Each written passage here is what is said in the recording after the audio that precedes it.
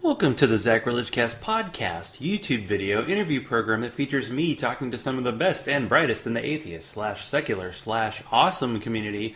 This is episode number 191. I recorded this interview very late on Friday, May 18th. Thank you to Chris Watson, who was on my show 2 weeks ago for a drunken ramble about his American Atheist Conference experience. Podunk Polymath is back, y'all. He's been back for a while. So I reached out to Jen months ago to do a show on Game of Thrones. She declined due to having a life. Oh, these lives people have. This week she reached out, and it was the perfect time to have a deep dive into the Game of Thrones book and show universe. If you haven't watched the show, I'm sorry. Usually I'm very sensitive to people who, for one reason or another, haven't kept up with the greatest spectacle of a TV show in human history. We are going to talk about details of the show, we are going to curse, and we are going to drink. I drink and I don't know things, but Jen does, and you're about to find out how much. Also at the end, there's a discussion of the controversy with an atheist personality called Rationality Rules and the atheist community of Austin, furthermore noted as ACA for brevity. Dracarys. Let's start the conversation. Godless heathen cocksuckers! Welcome to the Zachrilege Cast! We are going full Game of Thrones. Jen Aldrich is on. Please show the crowd on YouTube, and you podcast listeners are missing out. You have a special gear for tonight's show. Is it too soon? Too soon? Yeah, I know. What perfect timing. Too soon, everybody? Exactly. I don't give a shit. I'd have done that shit too. Fuck everybody. Fuck y'all. Nope. Fuck that bitch. You came up and said, hey, you want to, since I think like 6 weeks ago, I was like, hey, you want to talk about Game of Thrones? You're like, yeah, I have this job that makes me work like 70 hours a week. And yeah, I'm like, I was but don't like you want to talk about what's important in life? Do you have priorities? Don't want to pay my bills, or I want to talk about the Game of Thrones. And ladies and gentlemen, here I am. So. Yeah, and I, last time I was in Nashville, I made a beer trade with a guy.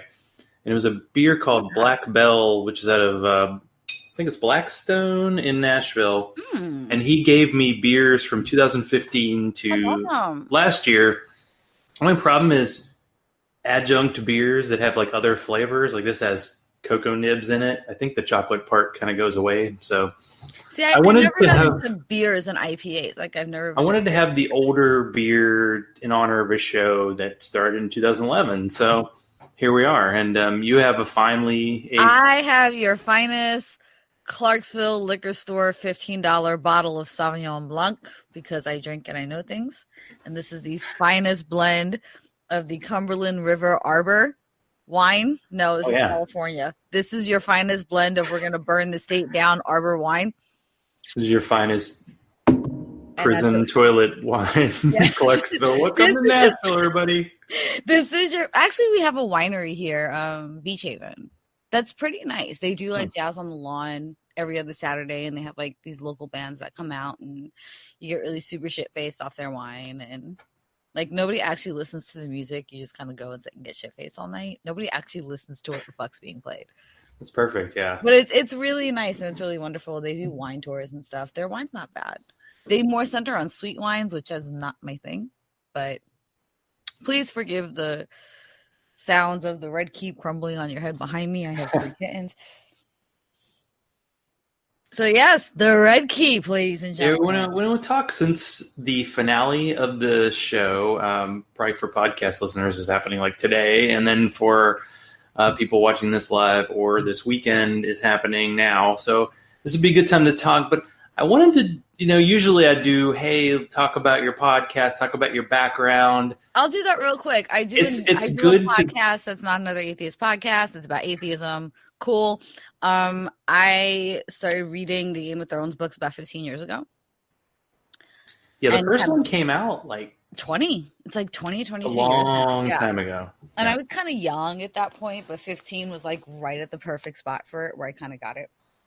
And I loved it. And I kind of became this like scholar on it. Like I have like the history books. I have delved into all the lore, reading material, show material wise. And there's pretty much not a question you can't ask me or a theory I have not crossed or considered. So So you'll be the version of. I was listening to the binge mode show, I'm like the Three-Eyed Raven, which is on The Ringer, and there's one guy on that show, and like literally, he knows like every detail of like the past 500 years. Like George R. R. Martin clearly did a good job sketching out not only the story that we were reading, but the history behind it and kind of what led up to these things. And it is an amazing story. I mean, for me, like I read the first book on the beach a few years ago, and it's amazing how the first season and the first book really were identical, parallel each other. And then, of course, it kind of went totally. Also, if you hear baby dragon screeching upstairs, that is my son watching YouTube because it's Friday, and I let him sit up and watch TV for a little bit when he goes to bed. But yeah, it's the first season is pretty much the first book, and then from there it splits completely. Yeah, I'm like the Three-Eyed Raven. I'm pretty much the Three-Eyed Raven. Well, I told you when we met up at Nashville, the NanoCon, at the NanoCon, because it has a "the" before it, because that's what every podcast does, and then they're all in the same place. Yeah. That I was waiting for the library to get me the last book, and it did, and I read it, but I was a little sad reading it because at the end of the fifth book, there's a lot of characters that are like left in the lurch, like Stannis is alive in the books. Cersei is left in the lurch. Is about to go to trial. Jon just gets killed. Jon gets fucking murdered. Did I mention to everybody this is a spoiler episode? Anyway, you should know. Oh, you guys are gonna get spoiler. Like, yeah, I know. People do not watch this if you're not caught up because like you're gonna get dropped. Brienne is also. We don't know what's gonna happen to her at the end of the books because Lady Stoneheart is getting ready to hang her at the end of the last book. So we don't know what's going on with her either. Well, that's a good thing to bring up, like the differences between the books and the show. And the first one that I always bring up is that if you think there are a lot of characters in the show, there are like 3 times as many characters. Like I was just thinking, like Arya goes to Bravos in the show. It's just Arya, the faceless guy, and the waif. And that's it. And in the book, they're like all the people who actually like cook the food and clean the place. Yeah, you know. She interacts with everybody in the house of Black and White. She like goes through the entire house of Black and White and like interacts with everybody, kitchen staff, cleaners. Like she gets to know every nook and cranny of the house in Black and White.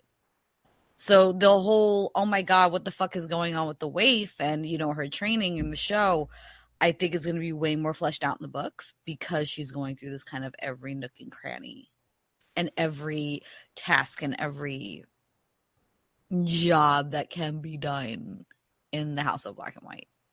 She's kind of learning everything about it.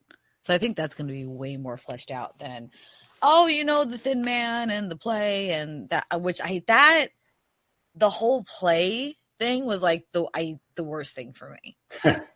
I was just like, I'm actively bored. And I love Arya. I was actively bored watching that. And I was like, you know, like recaps within a recap. This fucking chase through the streets like it's fucking Rush Hour. Like, where the fuck? Like, I'm just waiting for Jackie Chan to come popping out of like a fucking back alley somewhere when her and the waif are going at it. And I'm like, is Chris Tucker around? Like, what? I don't even know what's going on right now. Well, maybe, you know, I'm like, I have all these, there are too many questions. They're going to be, usually in an episode, I have a bunch of extra questions, and this one I'm going to have about 100. Yeah, but in terms of like the books versus Arya's arc. The book versus the show, do you have like an example of like a change that, I mean, this is an easy one, of course, but like say a change between the books and the show that you were like, ooh, I wish they had done it differently, or I wish they could have fleshed it out more. I guess saying it fleshing out more is not worth it because clearly the showrunners wanted to get the fuck out. I wish they had fleshed out certain characters more from the books, like they have in the show, like Bronn, Tormund. They're not very fleshed out in the books, but they really have kind of come into their own on the show. Beric, the biggest one for me is Beric Dondarrion. He was the biggest one for me. I have always loved Beric Dondarrion. I always thought he was this totally badass fucking knight. I thought it was great that he was pretty much the first one that said fuck the king and like ran off with the Brotherhood without banners, and he was like, peace and I'm done and I keep getting resurrected. And then in order to bring back Catelyn, they killed him off.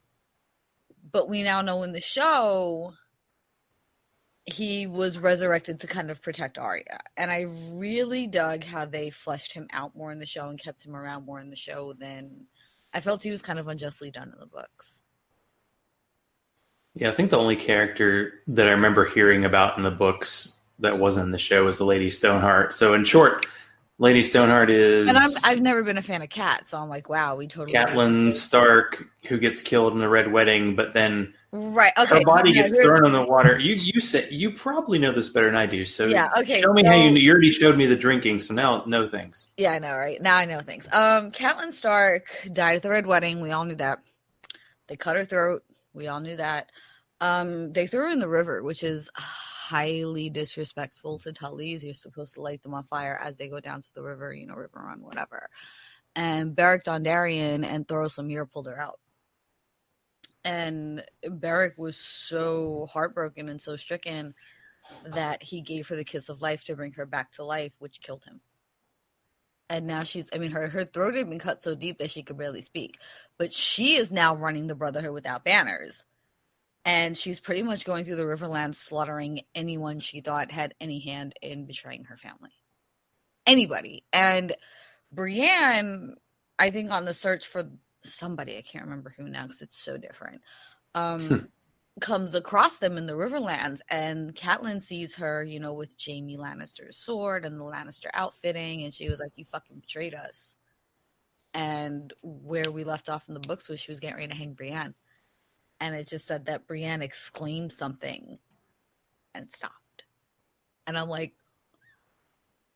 what did she say? I need to know what happened. Like, this is the massive cliffhangers we've been left on with the book. And wasn't Jaime coming to... No, Jaime get her or meet her? It could be Jaime. Because in the books, Jaime's redemption arc is totally different in the books. Jaime, gets real fed up with Cersei's shit really early. And she winds up getting, super fucking fat. She's going crazy because she drinks all this wine. And she's in denial that she's getting fat. She's saying that her maidens are shrinking her clothes in the wash. They're shrinking her dresses.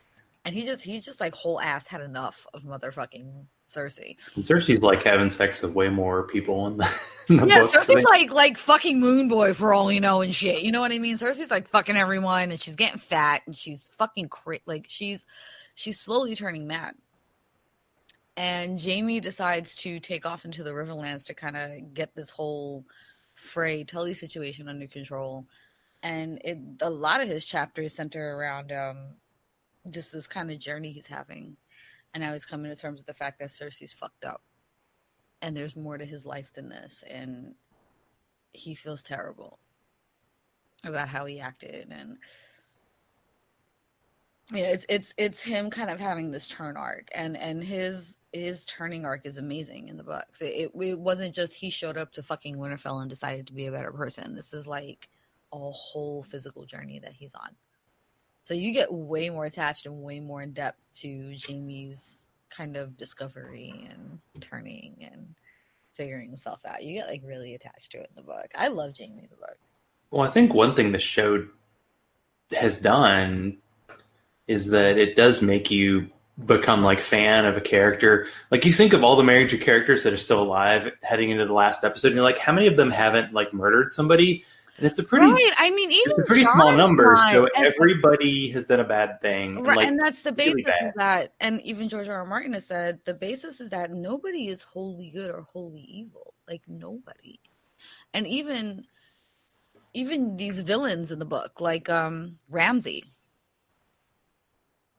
Ramsay, it's very easy to paint him as this massive, just evil demon psychopath. But when you get into his backstory, his mother was raped by Roose Bolton. Roose Bolton never lets him forget that you are the product of rape. He never lets him forget this. I think that came up kind of really late. Obviously in the show you can't do the repeating, and in the books I think you have that opportunity to kind of repeat things over 1,000 pages. You need to, because it's... Roose Bolton kind of always is dropping these hints that you're my bastard, you're my bastard, you're my bastard. And what they didn't get into in the show was that there was a baby brother of Roose Bolton's of Ramsay Bolton's that he's killed before too. because he's always had this, you're a bastard child of Reek kind of driven into his head. And Reek originally was not Theon. Reek was this other kind of little playmate that he had, that because he was a bastard, Roose didn't really pay attention to him. So they let him run off with this little psychopathic child who kind of molded Ramsay into what he is. So it was kind of this perfect storm of knowing you're unloved and knowing that he's kind of the mirror to Jon Snow. To where, you know, they were both kind of cast out but in different ways and left to different devices, to where Roose left him off with dishonorable people. And this is what he turned into, to where we had honorable Ned kind of raising Jon. So it's kind of this weird mirror between him and Jon Snow. And a little fun fact, the role of Jon Snow actually came down to Ewan Ryan, who played Ramsay Bolton, and Kit Harington, who plays Jon Snow. These were the last two characters it came down to. These are the last two people it came down to. So we very well could have actually seen Ramsay Bolton be, playing Jon Snow. But it's just very. It would have been kind of shorter too. Yeah. Like, how many short jokes regarding Kit Harington could they make, like, in one season? And this year they've just like two per episode. Just like OD'd on I think last episode was the first one where they didn't make a short joke about No, and it's like I thought he was gonna snap one day, because they're like, keep telling this motherfucker how pretty he is. He's not telling how fucking small he is. Like, he's gonna be the one that snaps and fucking burns the city down. Like, yeah, I'm big fucking tough man. Fuck you. But yeah, it's random thing about Ramsay is, like, in the books he wears pink, and I'm like, why didn't they do that in the show? Like, the show is really dark. Like, they kind of blended Ramsay and Euron. That's right. Euron was way. Okay, I know. I lied. In the books. Fucking Euron is evil. Like, fucking Euron is just. In the books, like, Euron is like, he's got this great fleet. He's got a horn that can control dragon rider. But like, Euron is like so charming in the books, and he's like that guy. Demolish things, yeah. Right, but he's kind of, he looks like a Stark, and he's skinny and he's chiseled, and he's got the black hair, and he's got the one blue eye and the one fucking black eye. And Euron in the books is the guy that you're probably gonna get strangled for sleeping with, but he's so good looking and so charming that you think about taking your chances. He's that guy. You're like, you know what? He's probably going to slit my fucking throat after he orgasms, but this may be worth it. You're like, you know what? It's funny might be worth it. They talk a lot about the show, how they kind of de-emphasize the magical elements, and they definitely de-emphasize, like, the dire wolves and how important they were.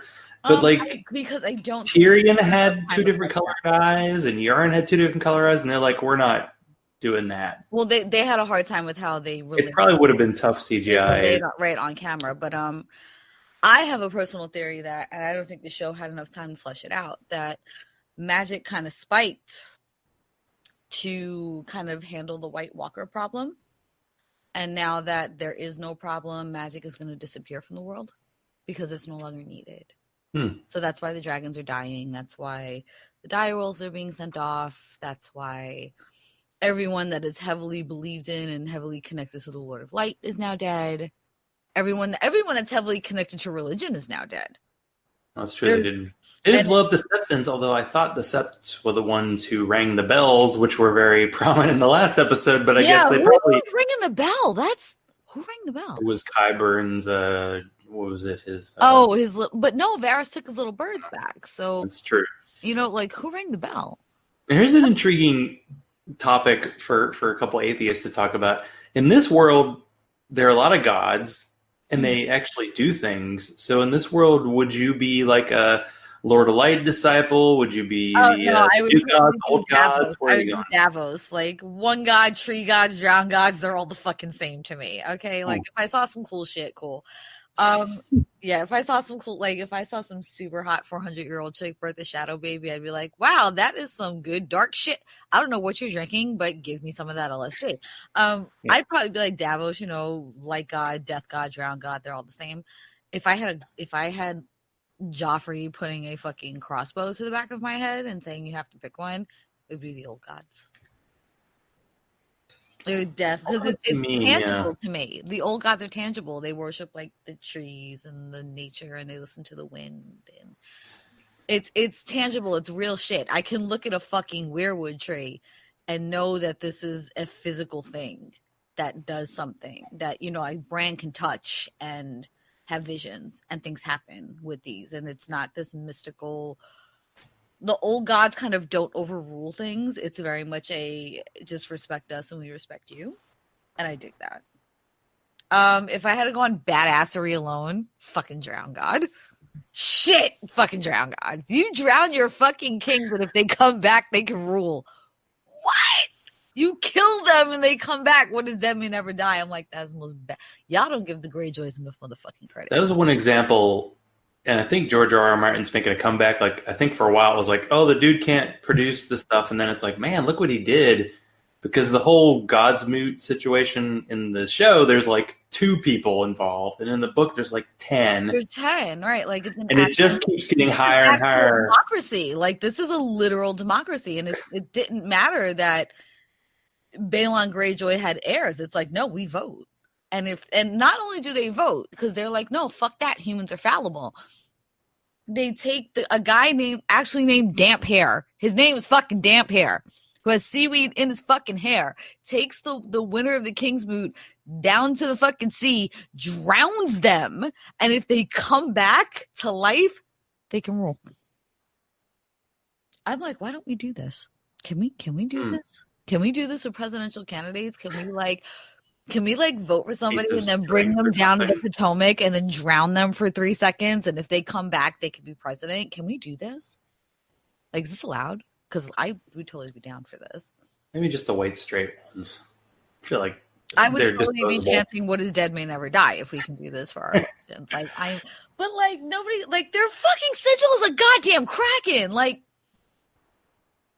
This is the coolest shit I've seen in a long fucking time. It's a kraken. They drown their fucking winners, and what is dead may never die. Who is this badass? Nobody. The fucking Starks aren't even this. And then they're like, kind of super minor house, but they have their moments. I think everybody has their moments, I guess. Okay, we'll do the one random question that kind of connects. What's yours? What would be your choice of religion in Westeros? That's a good question. Is it the what's it? The fire god? Which one is that? See, I don't even remember. The one that brought Jon back. Yeah, exactly. That keeps you young. Yeah. Although it seemed like there were maybe 1 or 2 males, but it was mostly females running that thing, which, you know. Yeah, they were using the dudes just for like, oh, we're gonna have sex with you, and then use leeches on your body. That was really crazy. If you paid attention to the background, once you got to Westeros, there were a lot more priests, but it's not very popular in Westeros. But I think it has something to do with the cause and effect of, the White Walkers are death and women are life, their fertility. So I think that's why they kind of emphasized women a bit more, because I think that's ultimately what it comes down to, is the battle of life and death. And I'd had this conversation with quite a few people. Martin has never made his atheistic and agnostic views quiet. He's always been pretty vocal about it. And in the end, it's a pretty atheistic view as to what's going on. People who aren't really tied to religion are the ones that are prevailing. And it's reason and emotion that is kind of running the show at the end of the day, and not the gods. It no longer became about prophecy when fucking Arya is the one that killed the Night King. What the prince that was promised was literally just that. It was a fucking prophecy. And it was never tangible. There were a lot of prophecies in the books. Yeah, the Valonqar one. They haven't necessarily happened. I don't know if they will happen. The Valonqar in the show. They just said that Cersei would have the life choked out of her. So technically, that did happen. By rocks. Yeah, by rocks. But the whole prince that was promised thing never happened. It never happened. So this was kind of this smack in the face to religion, that people do all this crazy shit. Rhaegar left his wife. He started a war because he believed, in the 3 heads of the dragon prophecy. And even us, we all got wrapped up in it. And it never happened. And then anyone who did kind of follow this prince that was promised prophecy is dead. So it's Stannis kind of was like a true believer and he died. His wife was a right, true believer, then and she it's killed kind of herself. right. It's kind of the story of prophecy and religion and the shit that it drives people to do, and to where people who sorry, my cats are fighting. People who they're just like sniffing at each other. People who at best were like Jon Snow's like, yeah, the fire god brought me back, but I still don't know how much. He doesn't allow it to lead his life.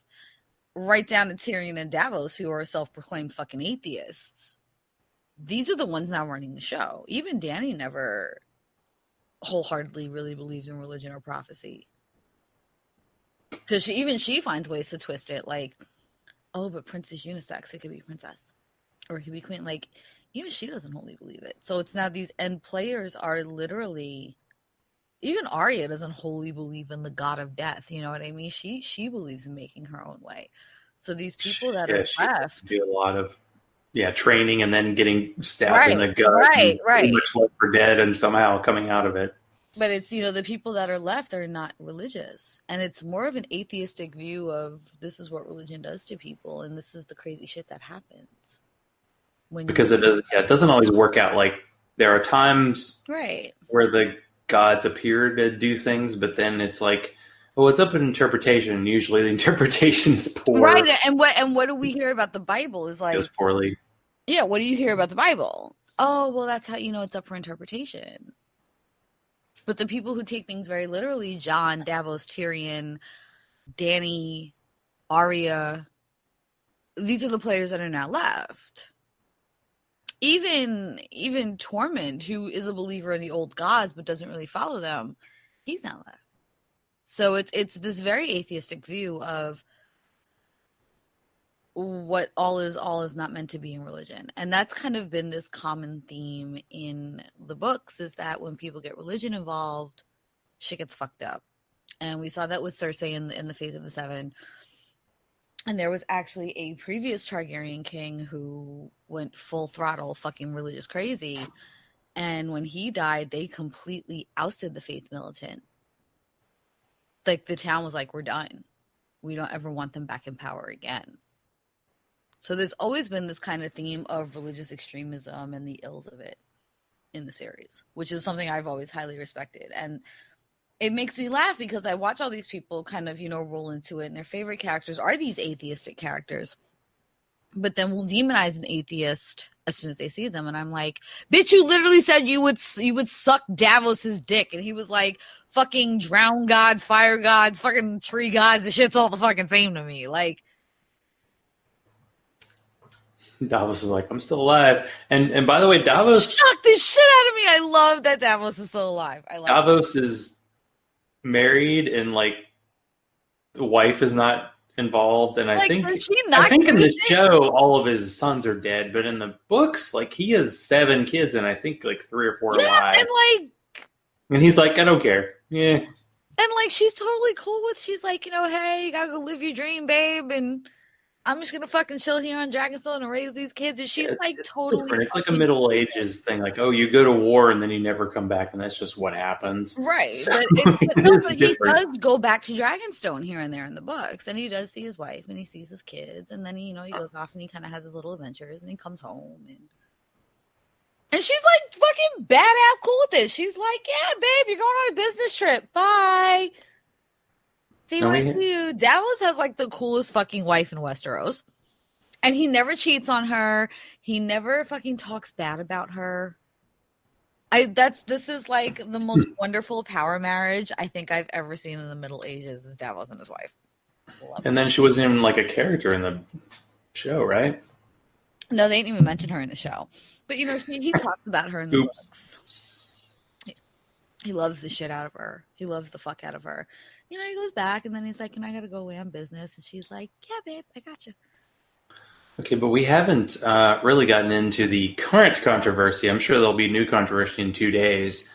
But episode 8.5 happened. We had our little 3-episode arc, as they were talking about. Right. Battle Winterfell, which turned to be a little anticlimactic. And then the Battle of King's Landing, which they clearly were setting up to be like...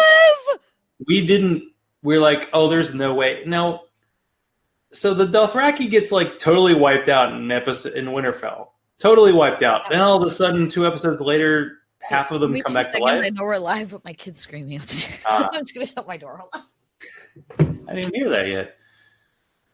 See, I was talking loud, which for once was a good thing. See, listeners. Sorry, everyone. I kind of have my own little Dothraki screamer at my house, and he's currently screaming his battle cry to YouTube upstairs. So. Yeah, it literally sounds like Winterfell being charged in my house. Right both now. The Dothraki like come out of nowhere, and then how stupid was that? Like episode 4, there are like 200 Unsullied left, and then all of a sudden they have like 10,000. Like they have this weird like the showrunners had this need to like say, oh, when this battle happens, it has to look like it's even, and then it was a total like. Where did all these Unsullied come from?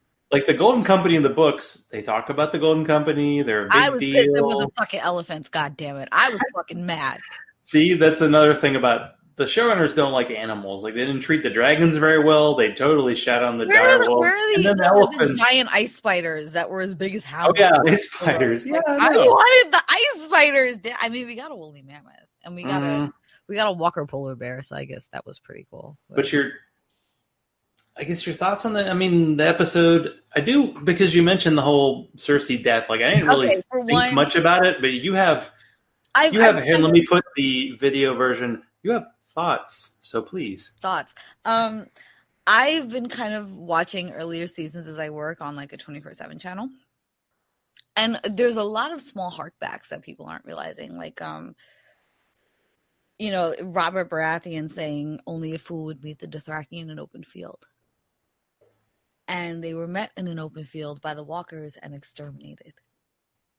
So there was this harkback. And Cersei is constantly reminding people. The 3 guys who ran away at the end turned into like 50,000. Yeah, it was like, why was Ghost with Jorah? Like, yeah, that was random, and then that was really random. And then like Ghost had like an ear missing, but then like in one scene he didn't. Like they didn't. Who would shoot his ear off? Like they weren't very consistent on the CGI. I want to know who chewed. I mean, fucking Jaime's hand grew back for fuck's sake. The fucking Starbucks cup shows up. Jaime grew. And I love it that they said they didn't have the CGI budget for like a pet from Jon, but.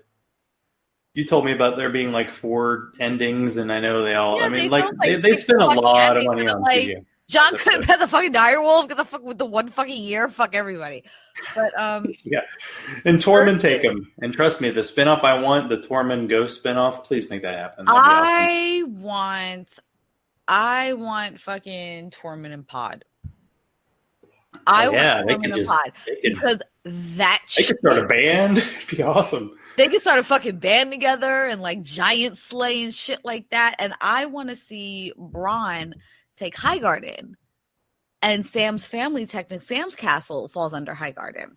So I want to see this adventure of Bronn being in charge of Sam and his family and their vassals and see how the fuck this shit plays out. Like, I think this would be fabulous. But Cersei is constantly mentioning, have you ever heard the song The Rains of Castamere? Have you ever heard about what my father did?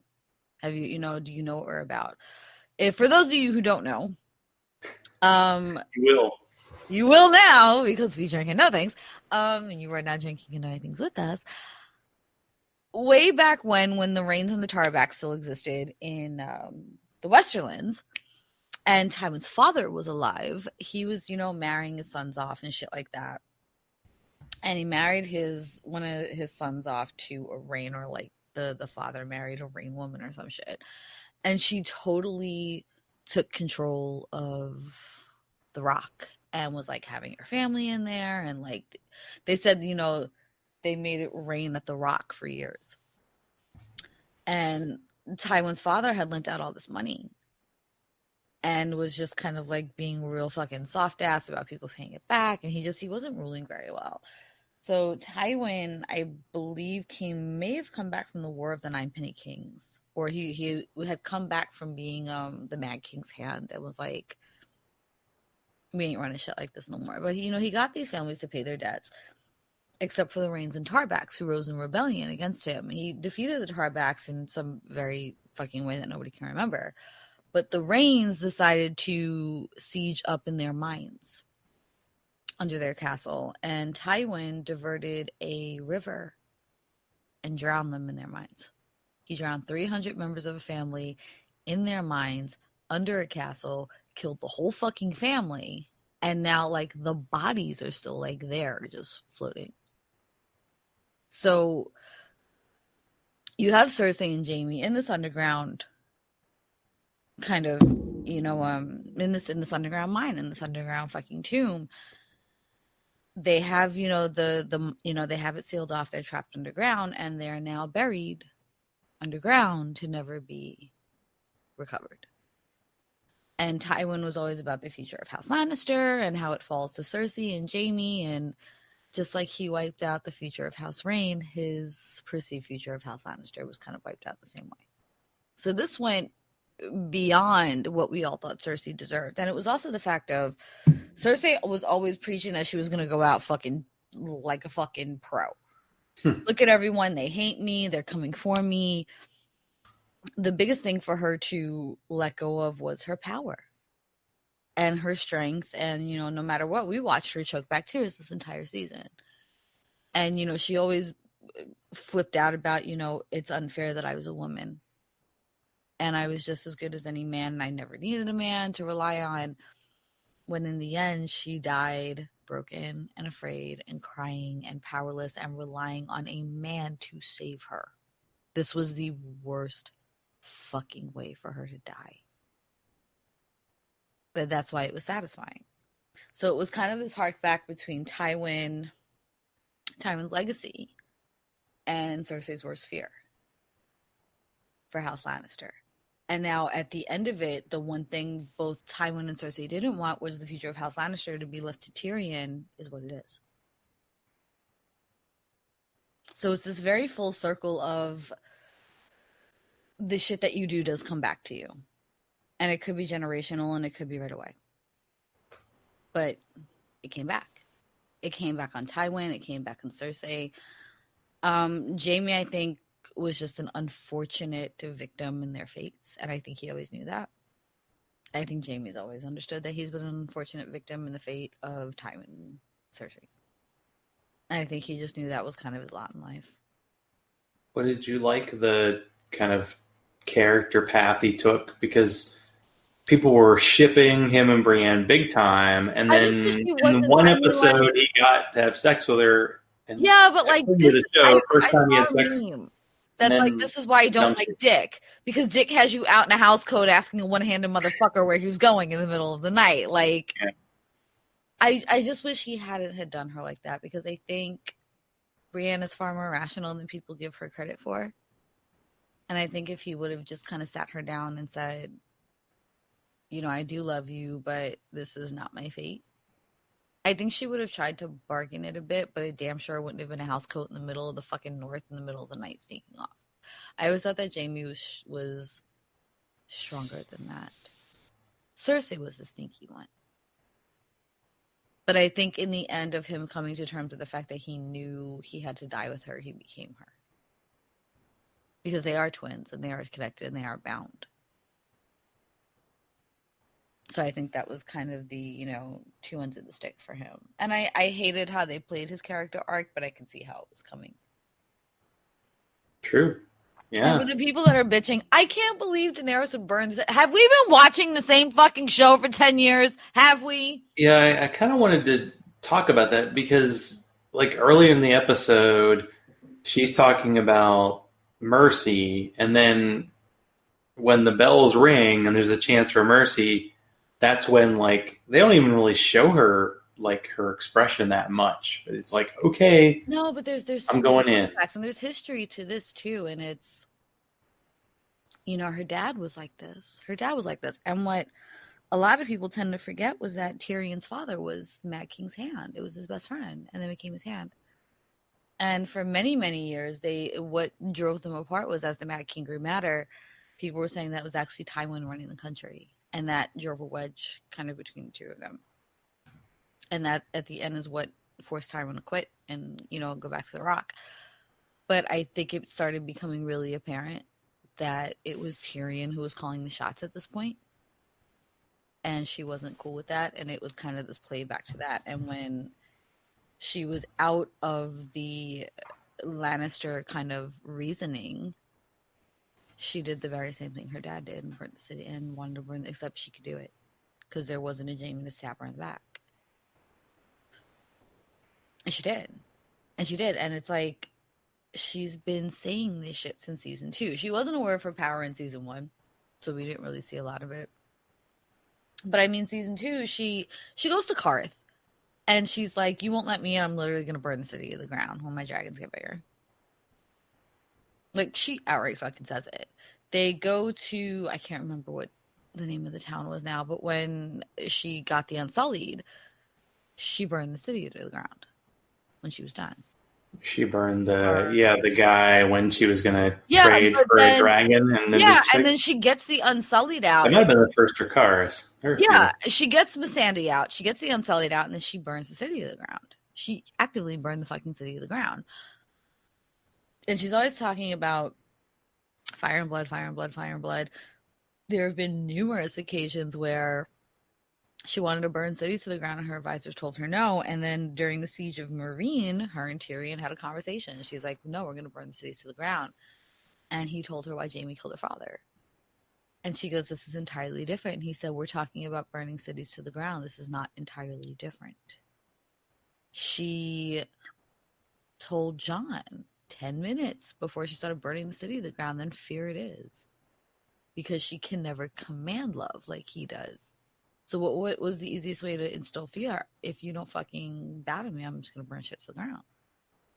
Like, why is everybody so shocked that she did this? I would have been shocked if Jon got on the dragon and was like burning shit to the ground. That would have been like, what? They didn't give him a chance, though. Poor Rhaegal. The way Rhaegal went down was rough. He's my favorite dragon. I mean, the thing is, like, big crossbow kills Rhaegal with 3 deadhead shots, and then, like, they have thousands of them, and they do nothing in this episode. Well, she burned them. She burned them, but, like, they were, like, it was like, oh, if I go dead straight head, they can hit me. If I come from... If that was a Harrenhal, degree angle, no, I'm totally invincible. I love it. Your cat's behind you, like, hey, what about me? I'm the star of the show. And Sir Pounce didn't get the proper send-off that he deserved. Here's the question. Alaria Sand must be downstairs, like, what the fuck is going on upstairs? Alive or dead, yeah. She's like, and what about Septa Unella, that the mountain was kind of working? Right. Like, what happened to her? You wonder if they'll get... We might as well, get to the last... the last episode's happening. The last episode's happening, so the question is, so they made a big deal about how George R.R. Martin did the initial, outline for the books, and he talked about the 5 major characters, and I think it was Bran and Jon, Arya. Tyrion was in there, and Dany. And I think Sam, and they all lived to the end. Were the 5, yeah. Those and are will 5. Those, like, Tyrion, it seems like Tyrion has set himself up to get roasted. But there's so much Dinklage love. Will he make it?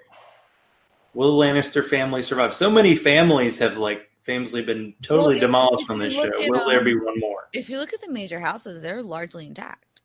We have Sansa ruling the North in the name of House Stark. We have her, doing that. Nobody's talking about the weird kid at the Vale of Arryn. The Vale just sitting out all this has done well. Well, the Vale was pretty much decimated during the Knights of the Vale were pretty wiped out during the Long Night battle, and they did march to King's Landing for this battle. So he's just kind of given Sansa control over his armies at this point. But he's just kind of chilling with his moon door and just waiting for the bad men to fly, and nobody's really talking about him. It's going well for Sansa, though. Yeah, but I think that's pretty much what he's about.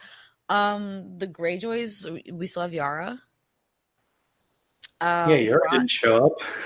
Yeah, Yara's like, fuck this crazy bitch. I'm done. Like, I ain't doing this shit. So we still have the North. Bronn again. Like, there are a lot of characters. I'm like, will we see Pod? Like, all the Northern. Like, they have to at least. Are they going to pull a Harry Potter and do a 20 years later deal at the end? I hope so. But so everybody gets kind of a The finish. Riverlands, Edmure Tully's still alive, so we still have, that ring. Yeah. I mean, Arya probably was like, fuck you, you're a pussy, and left him in a cell somewhere because she just doesn't want to deal with her cousin right now. The Western Lands was House Lannister, Tyrion's still alive. The Reach was House Tyrell. And that's, Sam's still alive. His family kind of, is cool down there. His mom is still alive. Sam's mom is still alive with his sister. So his family's not wiped out. Bron's probably taking that. They said that there was a new reigning Prince of Dorne. So the major houses unnamed. Unnamed, because they're like, you know what? Unnamed, and apparently they hired an actor, so maybe. Yeah, but they're like, we fucked this up cutting so bad room with floors. the Sand Snakes. We fucked this up so bad with the Sand Snakes that we're just not going to fucking touch this shit anymore. But the major houses are still intact. So I think Tyrion's going to make it out because we need the major house. We need the Lannister aspect. I think because nobody's talked about who would get the Western Lands. I mean, who would get the Dany did say, like, he screws up one more time, but maybe she needs... Because losing Jorah, losing Missandre, all she has left is Grey Worm, and Grey Worm, like, had a mind meld with her. Like, they both, like went psycho at the same time. This is what everyone's like, how the fuck why did Grey Worm turn? And I'm like, you have to understand that the only he thing... followed her. The only thing that ever made Grey Worm human was Missandei. That was the only thing that ever made him human. Everything else he was still very much an Unsullied about. And he was still very much a soldier and very much a uniform. And, very much kind of one track. But now that he's lost her, he has nothing to be human for. So why be? He literally lost everything that made him human. So it's really no surprise that he's just kind of going in as this mindless soldier at this point, because he literally has nothing left to be human for. But everyone's I was shocked that Varys died. I loved Varys. I have a whole theory about Varys that can only be applied to the books. And if this shit, I feel like Varys and Littlefinger were set up to be they were behind the scenes and they were going to rule, and then Littlefinger got kind of dumb on the show, and Varys just disappeared, and then Tyrion was like the smartest character, and then he got kind of dumb, but it was almost like the way the show set it up that like Dany had to lose dragons so it would look even, and then she crushed them anyway, so it didn't really matter. Well, it's also the kind of theme is here that these men that are surrounded by Dany, they've always been historically brought down by the women they love. Always. And that's the doom of Lannister men is. It's true. All the stories about the character who finds love. Yeah, it's like kind Robert loved Lyanna, and that didn't work, and then Lyanna and Rhaegar over there. Let's look at the history of Lannister men. Let's look at Tytos and what happened with the Rains and that wife, and Tywin. Tywin was a very kind of nice man when he was with Joanna, and he smiled and he loved life and he loved everything, and then she died, and he became this very methodical for the legacy after her. Jaime's ultimate downfall was Cersei, and Tyrion would get himself into these compromising situations for the women he loved. And I wholeheartedly feel that he was in love with Dany. I really do. I really think that he was in love with Dany. I think he was in love with her. And then it was like a thing, and then when like Jon and her had sex, he was like kind of watching in the hall. Like, Jon makes bad decisions about the women he loves too. Like Jon always winds up. Jon does poorly in battle and always survives, and then doesn't do well. You know nothing, Johnson. This whole episode, you could have said you know nothing. Oh my god, he just stood there. I'm like, could you like go do something? But I find it very interesting how Jon is no longer becoming the focal point. Well, so in the final episode, that's most poignant. What do you think happens? Is Dany like guaranteed done this episode? I think so. And how is it happening? She's got the military power down. Is it like I feel like there's this thing where like Drogon is going to burn Jon, but he can't? No, Jon's not fireproof. I think. Well, I mean, he wouldn't. If he did, he would die. Drogon's just a means to an end. I don't think he's going to play any kind of. Like somehow Dany dies and Jon goes north, and then they make a Bran like the king because he can't be the king. I think Arya is going to go after her. I do. That seems like that's where we're at. Yeah, I think it's going to be it's Arya. like the only person who could. I think John, because that's John's baby, and she's the only person that's never betrayed him. Now, is she pregnant though? Because they haven't really. In the book, they make a big deal about the the womb is quickening, but on the show, it's like they haven't really. I don't think that's even going to play into this. Can pregnant? I This mean, fairly would that be like a super dark thing, like Cersei and Dany? Like, hey, they set it up on the show where two women are battling each other and they're both pregnant and they both get killed. That's kind of dark. I don't think they're going to do this Disney character bullshit. Disney, I think Arya. Some kitty battles going on. I think the kitties are reenacting the final episode. Yeah. I mean, they're roommates, actually. They're roommates. They're brother and sister. I'm Drogon. No, I'm Drogon. Yeah, and he's actually orangish gold and she's black, which is fucking hilarious. So they're like actual like Viserion and Drogon. It's fabulous. But I think Arya's going to go after her. And I think she's going to catch Arya out. And Arya, even in the books, has been consistently the only one that's ever really loved Jon. And has never really betrayed him and has always kind of accepted Jon for who he is. And she's been one of the very few people in him that ever really stuck to being family for him. And especially now that he's going through this whole battle of kind of shedding who he is as a Stark and trying to embrace the Targaryen thing. Yeah, there's 3 litter mates. Yeah. And there they are. But please excuse my messy bed. I just didn't get a chance to make it. But I think she's going to catch Arya up, and that's going to be the push for Jon, and he's going to kill her because of Arya, because that's his baby. Arya's his baby, and that's, like I said, the only person that's ever accepted him. And Jon's entire story arc has always been about the acceptance of himself and the acceptance of how others see him and who does accept him. And Arya was kind of the only one that ever really did that. So I think she's going to go after Dany, and she's going to get caught. She's going to get caught up. And that's what's going to push Jon over the edge to kill her. And I think Davos is going to kind of just sit back and let it happen. Because he's going to understand that this is, as much as he doesn't like it, it's the greater good that has to be done. Now, in the end, will there be no Iron Throne, or will someone actually sit on there? I think Jon's going to do exactly what Jon does. I think he's going to take the throne out of obligation, just like he did with the Night's Watch, just like he did with being king in the North. And it kind of calls back to a lot of the history between him and Maester Aemon. To where, Maester Aemon would say, a Targaryen alone in this world is, the worst thing. And that's what Jon would be. Jon would be an absolutely alone Targaryen in the world.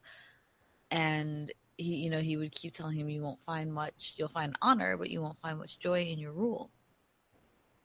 I think these were all foreshadowing to Jon's ultimate rule.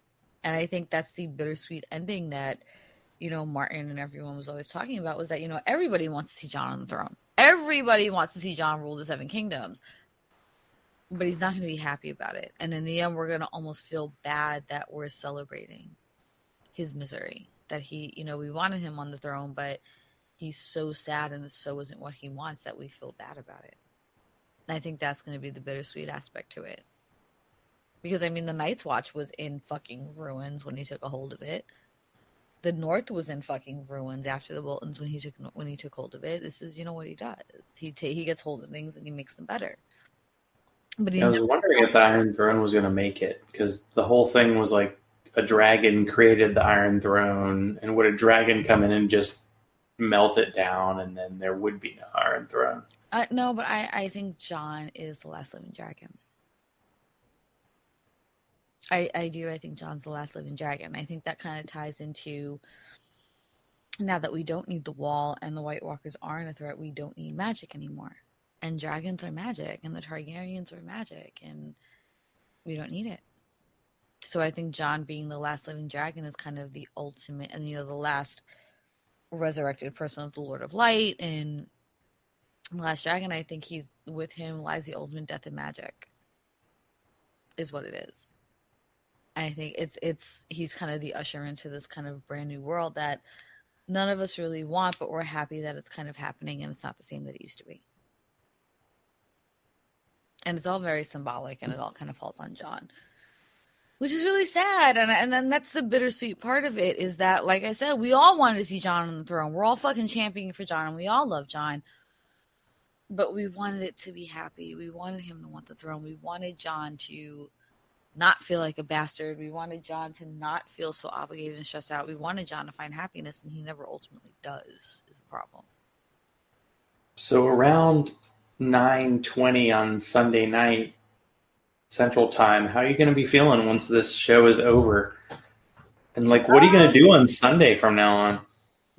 Work. I actually I haven't worked. I usually used to work Sunday nights, and then for the last 6 weeks I haven't, so that I can watch Game of Thrones. So I'm going to go back to working Sunday nights. Like, I'll just be working from 8 to midnight Sunday nights. I mean, like I said, I've been a long-standing follower of the series for 15 years. So it's kind of nice to have somewhat of a resolution for me. But I know it's not the same story that's going to be told. So I'm actually like still looking forward to the books. And I kind of consider the book the actual end for me. Like that's the end. And that's when I will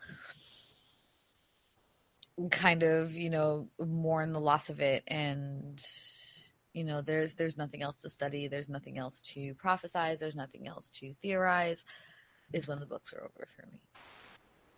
Well, do you think because clearly the shows going on affected George, and he wrote episodes until like I think season 4, and I think the last episode he wrote actually had the kind of foreshadowing what happened in the last episode.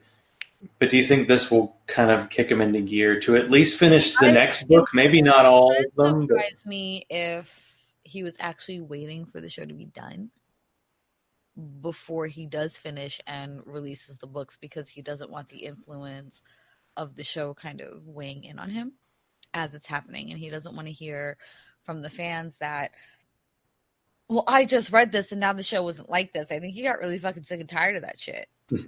And he's put out a couple of statements to where the show was its own entity and that's not my work. And I think he got really tired of it being compared to the show.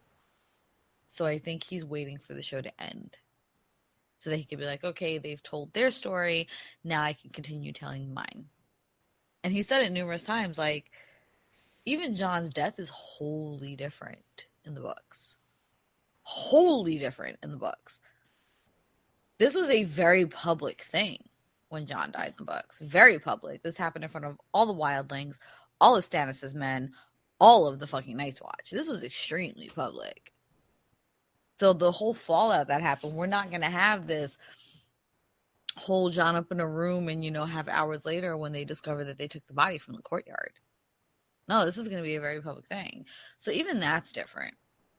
There's, Jon's name in the books is going to be different. Jon's not going to be Aegon in the books because we already have Aegon in the books. Yeah, the whole Griff thing. Yeah, the whole young Griff thing. So and they never really mentioned Rhaegar's kids' names in the show. So it was very easy to kind of blend Jon's character with the young Griff character and, kind of flow with that. But the names are heavily mentioned in the books. I think Jon's actual name is Jaehaerys.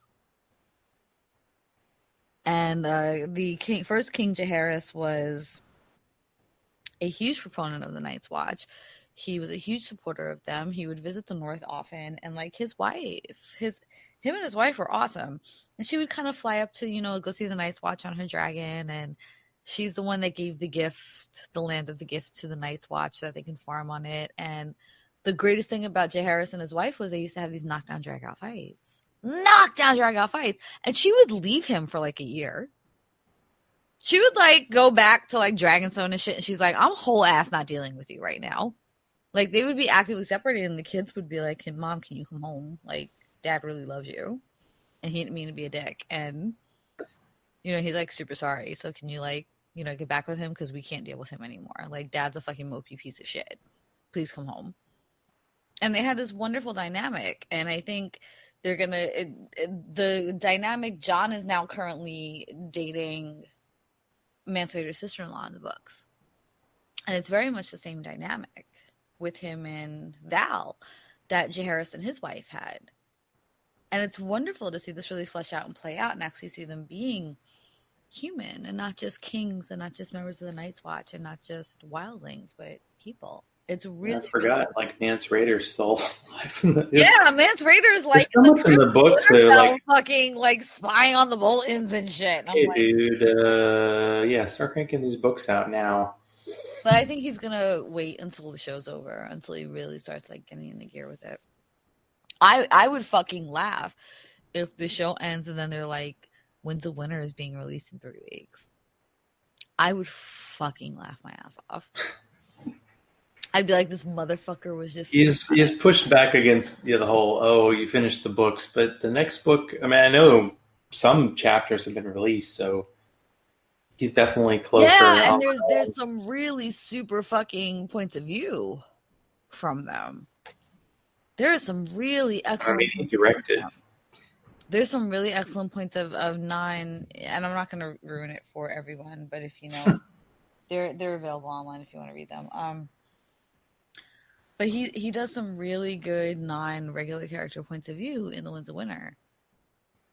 And it's fleshing out to be a really good book to where you're seeing more of what went on behind the scenes of like shit like the Red Wedding and the Mutiny of the Night's Watch. And Dany, in the books is where we left off, Dany was still a Marine.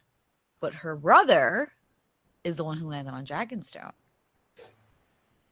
And they had offered her to marry her brother, and she turned it down. This young Griff, Fagon character.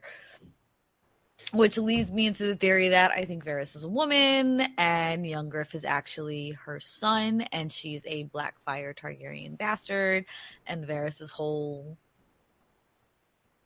kind of drive was to always put a bastard Targaryen on the throne, which would kind of fall in line to why Varys aligned with Jon in the show.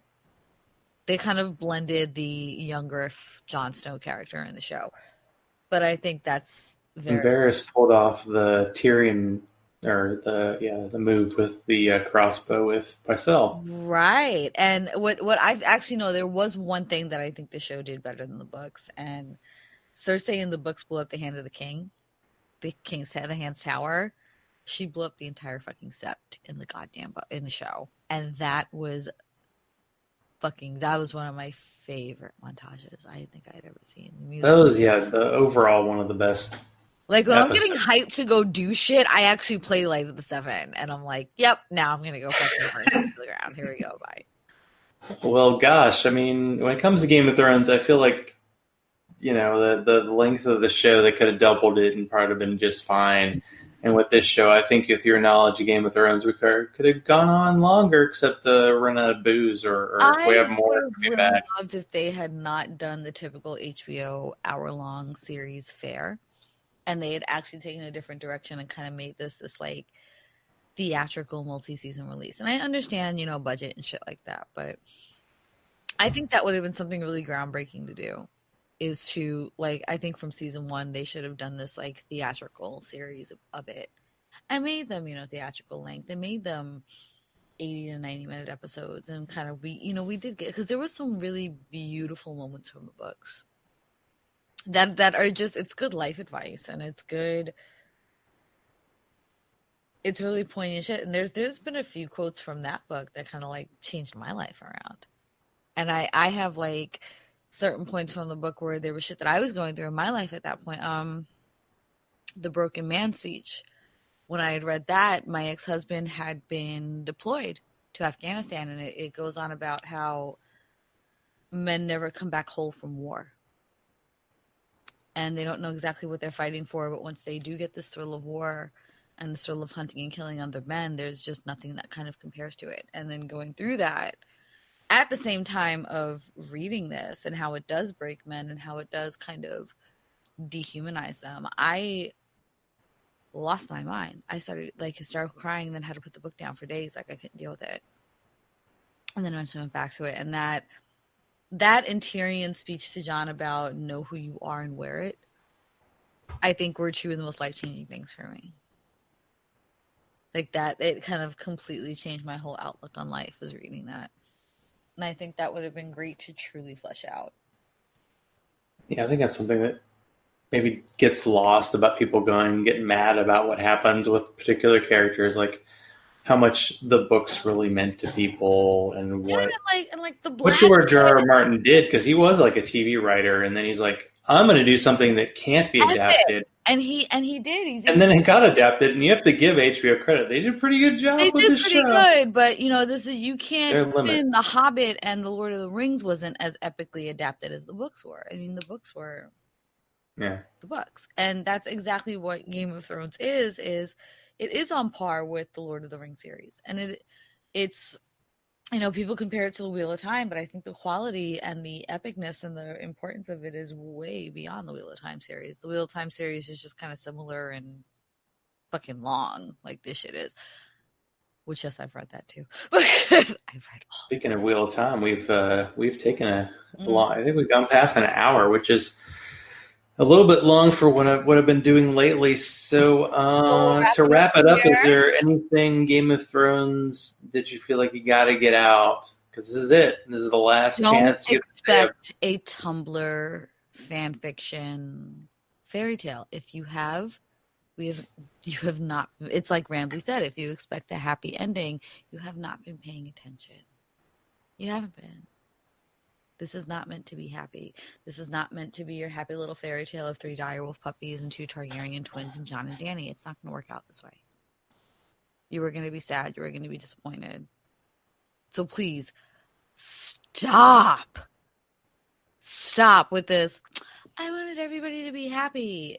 This is not a substitute for your shitty ass life. This is meant to mirror how shitty life can be. Okay, so please stop trying to vicariously live through these fake ass people and think. Yeah, get your meat and mead ready for the show, because please do. It's going to be emotional. I think it's going to be pretty epic. So exactly, and I'm excited to hear the. And buy better TVs if you don't understand why they did the lighting. Yeah. To make you feel like a lost soldier and you couldn't see shit. My TV was great. Buy a better TV.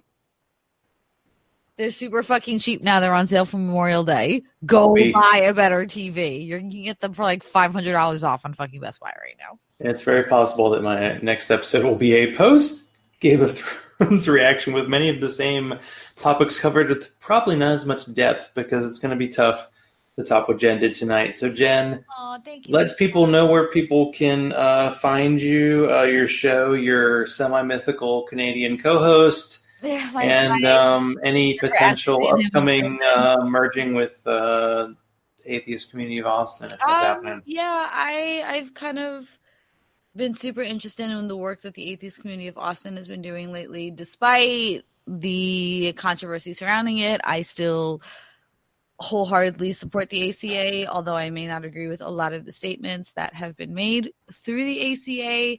I do stand behind many of its members and the core values and what they're trying to do for the community. So I did kind of want to get that out there, and I do want to champion for them. I am at Not Another Atheist Podcast. You can find us on Stitcher and iTunes and nototheratheistpodcast.com and Podbean and kind of all the regular usual haunts. I do have a co-host, although everyone thinks that I'm lying and have CGI'd him because they've never met him. So my co-host is like Drogon. Everybody thinks I've CGI'd him. But yeah, that's where you can find us. The ACA, like I said, I promised that I would say something at some point in time, and I will say that I appreciate the press release that was released by Jamie, jumping on somebody's back and demonizing them, but I think it's a lot more muddled than that. But I do support the ACA. I support the decision of the board of directors, and I still think that they are a fantastic organization for what they are trying to do and the community that they have built. So yeah, it's one thing I've definitely stayed consistent throughout the whole history of doing the show and realizing this is a community is we need community. And you know what? Bad things are going to happen and people are going to make... Right, and not everybody's going to agree on how things are handled or statements, yeah. But, please remember that at one point a lot of us were religious and we held views that were detrimental to other people and did hurt other people. And when you did kind of cross over into atheism and wanted your voice to be heard, You wanted people to educate you and you wanted the time to educate yourself. So let's not forget that lesson.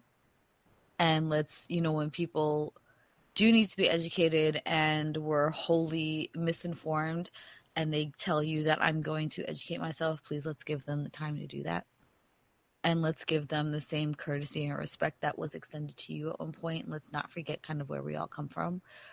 Not everybody's a saint, not everybody's a villain. And if somebody says that they are going to try to educate themselves, please let's at least give them a moment to do that. And not demand them be the three-eyed raven and touch a fucking tree and instantly know it and instantly change their positions.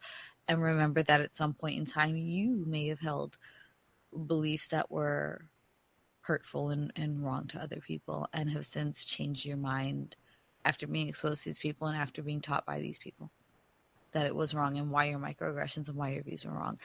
So let's keep that in mind before we instantly jump on some people who have never given a wholehearted reason to label them. Granted, when we have people like Ben Shapiro who are actual pieces of shit, then yeah, let's jump on them. But when somebody comes to you and has been proven themselves an ally and are misinformed and uneducated, let's try to make a first-stage effort to educate somebody before we turn around and label them something that they're not. Just like you wanted the respect to be done as well when you first came into this community. And you mentioned how George R.R. Martin and his books were very important to you and a key part of your life. The Atheist Experience show was a very important show. Like, that kind of got me on the path to where I am now. Some may say for better or worse, but it definitely was a key moment for me. And, Talk Heathen also had him on. And, while Jamie and Eric are not Matt Dillahunty, they are, and you guys really don't see behind the scenes a lot of what Jamie and Eric do to try to keep this community going, and the nights that they've given up, the livelihoods that they have given up to do it. And they're also allies, and they didn't mean to come across as if they weren't, but they wholly stand behind their statements. And like I said, we've all, especially coming from religion, some of us have held views that were wronged against other people. And when we were educated, we did change our views, but we just wanted the time to be educated and form our own views from it. And I think that's the lesson that was kind of missed here, was just while Stephen was, I don't support the language that he used in his original video. I don't support the views that he had in his original video. He did say he was going to take the time to educate himself, and we really should have given him that fair shot of letting him sit down with the facts. And if he would have turned around and said no and still used, language that was offensive or outdated information that was offensive, then yeah, we could have been like, fuck you, you're a piece of shit. But remember where you were at one point and the respect that you wanted and the lessons that you wanted to learn before you start not giving people the same chance to do the same thing. Well said. Hard to top that. So I think with that, we'll call it a night. Thank you, Jen, Thank you. It's been great. Me too. Get a fucking haircut. Looks like your mother fucked a monkey. Live read. I've always wanted to get to know the real Eli Bosnick. Do I hear booze in the background? The most recent Jerb hangover with the former prophet Jeremiah and Eli Bosnick is a good one, and what I missed by binging a bit too much on the Tits and Dragons is a good conversation, and this is one, so please check it out. If you want to support this show, be like Bobby, Hugh, Teody, Larry, Daryl, and the other Daryl, and Chris, Watson, Podunk, Polymath, and support the show on patreon.com/Zachrilege. Follow me on Twitter, like my Zachrilege Cast page on Facebook. Send all mail to zachrilege.cast@gmail.com. Thank you to Jen for being on this week. Next week, I'm going to have a bookend post-Game of Thrones discussion. Promise it will be completely different from this one because it'll be with another person at another time, and we will know what happens. And I will finally get on Sarah Levin of the Secular Coalition for America. Until the next one, let's continue the conversation.